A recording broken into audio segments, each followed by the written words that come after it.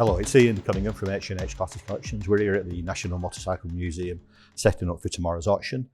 These are some of the bikes we have just in the foyer at the moment. There's eventually going to be a display of BSAs through the ages. So we've got a Bantam either side, Rocket Gold Star. We've quite a few BSAs in the auction, so we're pretty well one of every shape and size. Just also in the foyer, just in the background, the Yamaha race bike. That was raced by Ian Locker in the 2009 TT. Finished 5th on that bike, laps at about 129 miles an hour. It's been in storage ever since, but it has been run on a dyno recently.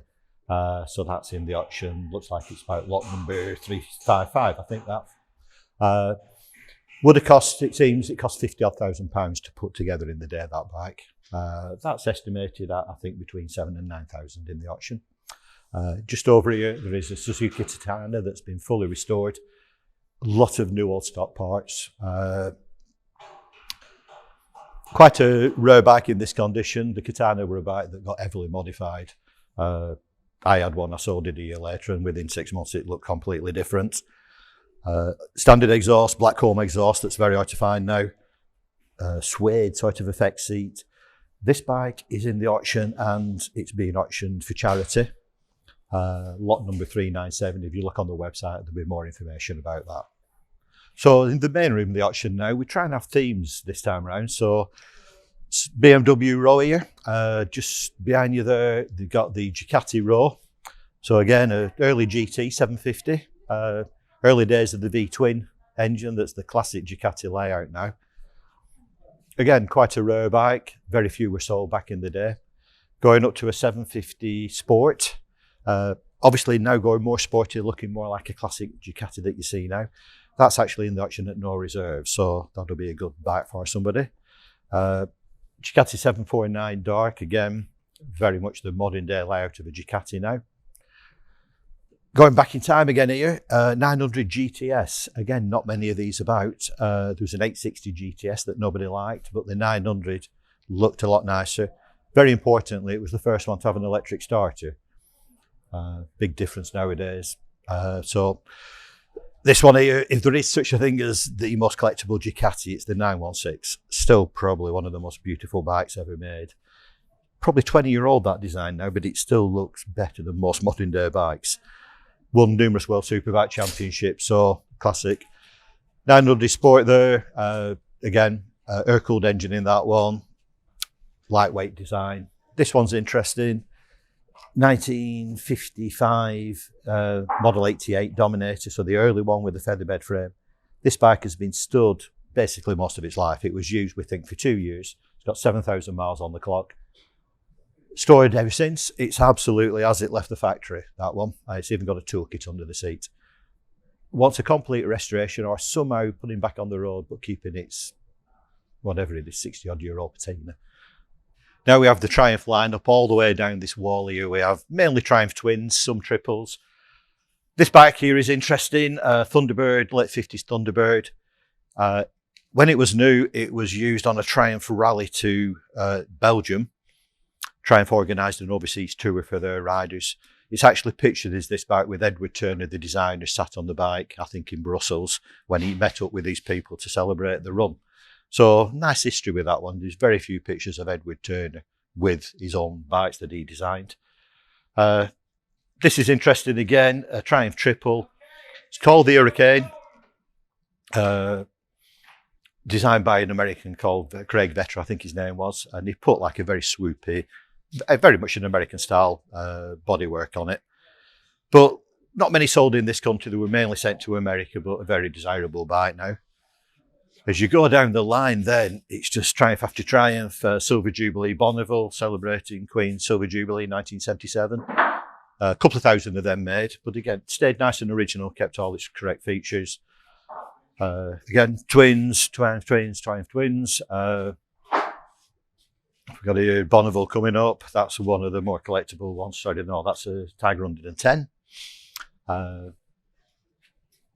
Now some triples. This one of the last of the Triumph triples, really, mid-70s, when there was the company were on its last legs, to be honest, but still probably one of the better bikes they ever made, the Triumph triples.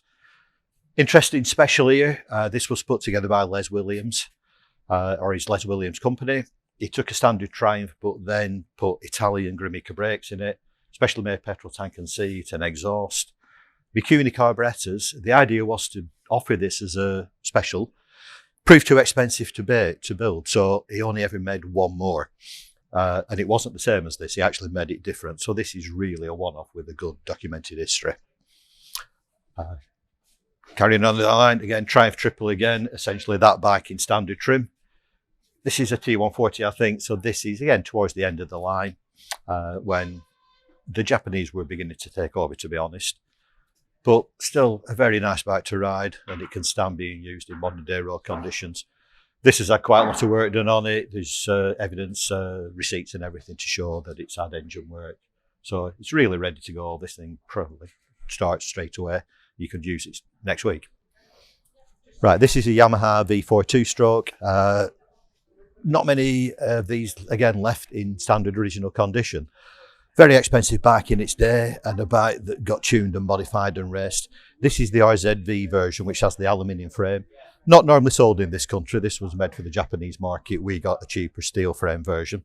Next to it then, there's the Suzuki equivalent. So that's the RG500. Again, 4-cylinder two-stroke, but now a square 4 bike with disc valves. Both replicas of the Grand Prix bikes that would have been raced. Certainly the RG500, people like Barry Sheen raced them in the early 80s. The Yamaha, Kenny Roberts, Eddie Lawson, people like that. So they were very much race rapid bikes for the road. Very rare to have survived with all the standard bits still in place. Right, so this is the Vincent collection. Every auction needs a few Vincents in there. Starting off, lot number 367, Vincent Black Shadow, absolutely perfect condition. Fully restored, had a lot of money spent on this bike to get it like this. Just in perfect original condition. Next to it, the Rapide version. So you can tell straight away with the silver engine. There are other differences as well, but that's the giveaway. Much the same bike as the Black Shadow, but the Black Shadow had a bit more horsepower, were tuned up a little bit more. Last one here, another Black Shadow. This has been used quite a lot recently. Customer, the vendor, has altered the ignition to coil ignition, so it starts better. Later carburetors on, so it carburetes better and it starts better. So this would be a really nice Black Shadow to be using. It's ready to go in effect, and you could use this on vintage runs and rallies straight away. Right, so this is a Ducati Supermono. Very few of these bikes were made. They were an handmade bike from Ducati, basically for the single-cylinder racing series. Almost like half of the V-twin Superbike engine.